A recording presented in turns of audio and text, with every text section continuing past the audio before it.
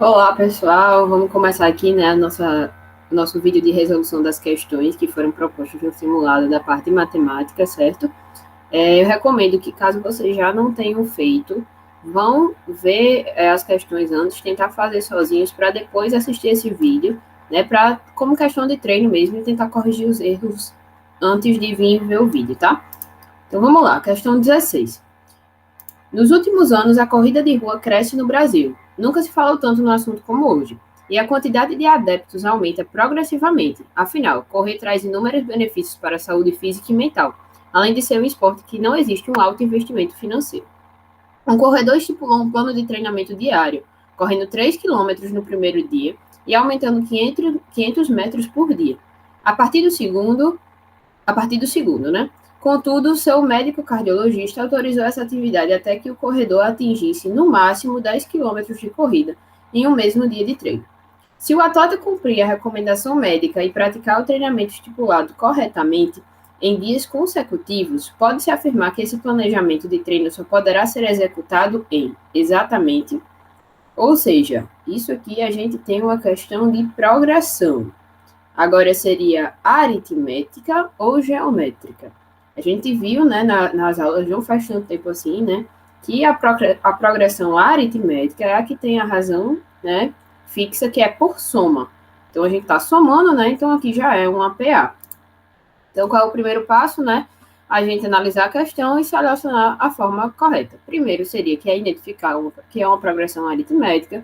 Segundo, se ele afirma que 10 km é o máximo, a gente deve considerar, né, como sendo o nosso último termo da PA. Se é o último termo da PA, a gente pode usar a seguinte fórmula. A n, que é o termo n, né, é igual a 1 mais n menos 1 vezes a razão. E aí, muito simples, a gente primeiro vai ter que converter tudo nas mesmas medidas, porque a razão está em metros, e a nossa quilometragem, né, está em quilômetros, é evidente. Então, 10 quilômetros é a mesma coisa que 10 mil metros, 3 quilômetros é a mesma coisa que 3 mil metros, e a razão já está em metro também. Então, como é que a gente faz? A n é igual a 1 mais n menos 1 vezes r. A nossa razão, a questão já diz, é 500, né? Então, 10 mil é igual a 3 mil mais n menos 1 vezes 500. Por que 10 mil aqui? Porque é o máximo, né? É o limite que a gente quer alcançar para descobrir. E o n é justamente a posição que esse 10 mil vai estar na nossa PA, que seria a quantidade de dias que ele vai atingir esse objetivo. Então, 10 mil é igual a 3 mil mais 500 n menos 500, né? Fazer aqui a multiplicação dos dois termos. Então, no final das contas, vamos ter que n é igual a 7.500 dividido por 500, ou seja, n é igual a 15 dias. A alternativa D para a questão 16 do nosso simulado. Só para lembrar que todas essas questões são tiradas do Enem, tá, pessoal? São todas do Enem. De anos diferentes, evidentemente, mas todas do Enem. Questão 17. Uma pessoa possui um lote de área 300 metros quadrados. Nele construiu sua casa utilizando 70% do lote para a construção da residência e o restante para a área de lazer. Posteriormente, adquiriu um novo lote ao lado do de sua casa e, com isso, passou a dispor de um terreno formado por 2 lotes, cuja área mede 420 metros quadrados. Decidiu, então, ampliar a casa de tal forma que ela ocupasse, no mínimo, 60% da área do terreno, sendo o restante destinado à área de lazer. O acréscimo máximo que a região a ser destinada à área de lazer no terreno poderá ter em relação à área que fora utilizada para lazer no lote original em metro quadrado é. Prestem muita atenção nesse enunciado. Vamos lá. Primeiro passo, a gente vai analisar as duas situações. Na situação 1, a gente tem uma área total de 300 metros quadrados, com a área da casa de 70% desses 300 metros quadrados e a área de lazer sendo 30%, né, porque é o que resta para sobrar, para completar os 100%. Na situação 2, a gente tem uma área de 420 metros quadrados, uma área da casa de 60%, que é o mínimo, e a área de lazer, ele diz lá na questão que tem que ser o máximo. Então, para ela aumentar o máximo, quer dizer que a gente tem que usar o valor mínimo da área da casa, que é justamente 60, porque é o que ele diz, pelo menos 60. Mas, como a gente quer uma área de lazer o maior possível, né, que ela consiga aumentar a maior quantidade possível, a gente vai colocar a da casa sendo a mínima, para sobrar mais espaço para a área de lazer. Então, seria 60% para a casa e 40% para a área de lazer, né? Dos 420 metros quadrados. E agora, a gente tem que analisar as mudanças ocorridas, né? Primeiro, relembrando a nossa aula de porcentagem, né? Como representar os números em porcentagem. Lembrando daquela conversão em decimal, que quando eu quero analisar a porcentagem de matemática financeira, na verdade, a aula, que a gente pode converter, né, os 70% em um número decimal e multiplicar direto para poder descobrir. E aí, 70% é a mesma coisa que multiplicar por 0,7. Então, multiplicando aqui 300 vezes 0,7, eu vou ter aí a área da casa como 210 metros quadrados. Consequentemente, a área de lazer vai ser o que restar, 90 metros quadrados. Na situação 2, como é que a gente vai descobrir? Está aqui, ó. 420 vezes 0,6, que é a mesma coisa aqui, 60%. Teremos, então, a área da casa equivalente a 252 metros quadrados. E a área de lazer, né? O contrário, 168 metros quadrados. Então, ó, a gente teria que calcular justamente essa diferença, né? A anterior, a segunda, menos a primeira, a diferença de 78 metros quadrados, dando aí para a gente a alternativa C.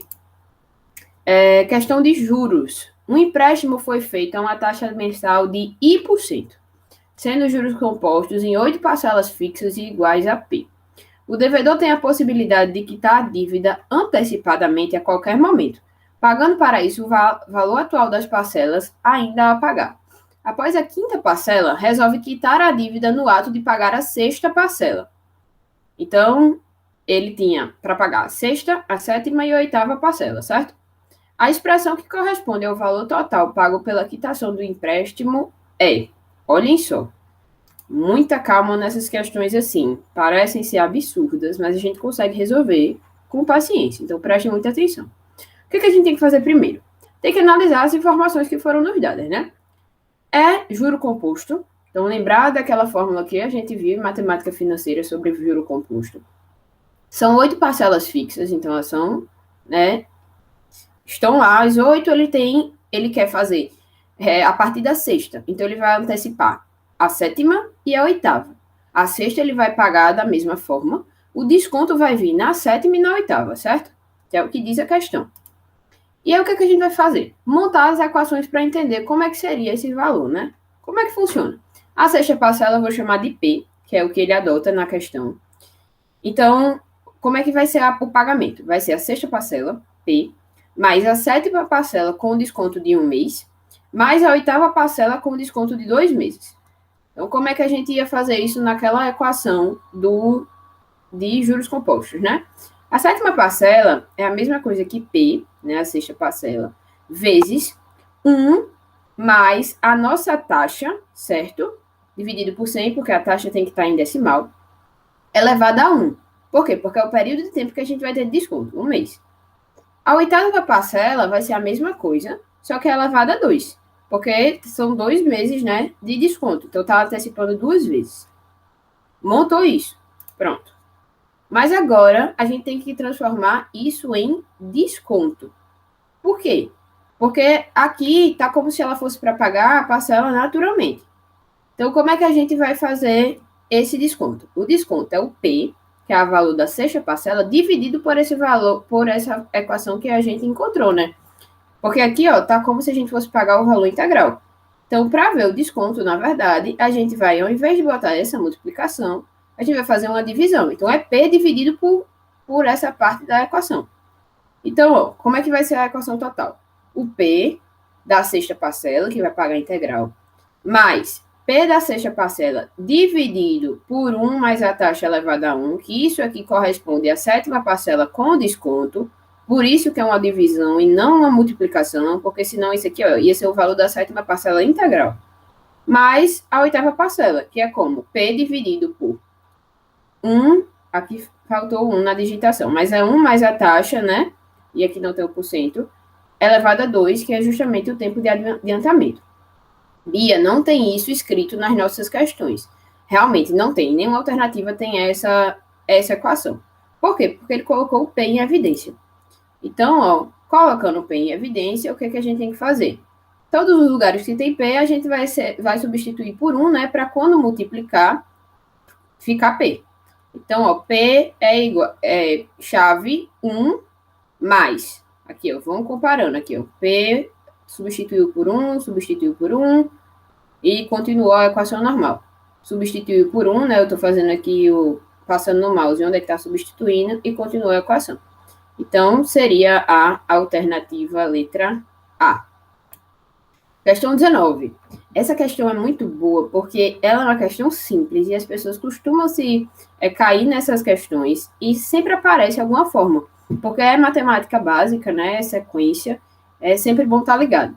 Uma loja decide premiar seus clientes. Cada cliente receberá um dos 6 possíveis brindes disponíveis, conforme sua ordem de chegada na loja. Olha só, conforme sua ordem de chegada na loja. Prestem atenção.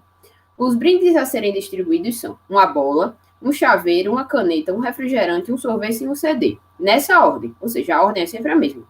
O primeiro cliente da loja recebe a bola, o segundo o chaveiro, o terceiro uma caneta, o quarto refrigerante, o quinto sorvete e o sexto CD. O sétimo recebe uma bola, o oitavo recebe um chaveiro e assim sucessivamente. Ele ainda deu, né, a dica perfeita, que é dizendo o que é que vai acontecer com o sétimo. Mas se ele não tivesse falado isso, dito que era uma ordem, a gente já deveria saber como resolver essa questão. Porque o que ele pede? Um milésimo, ou seja, a pessoa 1000 que chegar lá vai receber de brinde o quê? O que a gente faz nessas questões? A gente tem que analisar primeiro as informações. Ó. Existem 6 possibilidades e elas vão começar a se repetir a partir do sétimo cliente. Então, a gente vai formar nas equações, né, grupos de 6. Então, a pessoa 1 vai receber a mesma coisa que a pessoa 7. A pessoa 2 vai receber a mesma coisa que a pessoa 8. A pessoa 3 a mesma coisa que a pessoa 9 e assim sucessivamente. E a ordem é sempre a mesma, né? Então, o que é que a gente tem que fazer aqui? Dividir a posição, né, da pessoa, que no caso seria a 1000, do cliente, né, pela quantidade de repetições e analisar o resto da nossa divisão. Isso é a forma de resolver todas essas questões de ordem de repetição. Vou dividir 1000 por 6, né? Aqui, coloca 1, 10 menos 6 sobra 4. 10 se 1, 0, 40. 6 menos 36, sobra 4 de novo. 36 novamente. Então, o resto, no final das contas, é 4. Ou seja, a pessoa 1000, ela vai ser equivalente à pessoa 4, certo? Então, o que é que ela vai receber aqui? O refrigerante. Alternativa C. Questão 20, questão de perspectiva, né? De você transformar me fugiu a palavra agora, mas de você transformar um tamanho real em um tamanho desenhado. Sempre cai também no Enem, de formas variadas. Um pesquisador, ao explorar uma floresta, fotografou uma caneta de 16,8 centímetros de comprimento ao lado de uma pegada.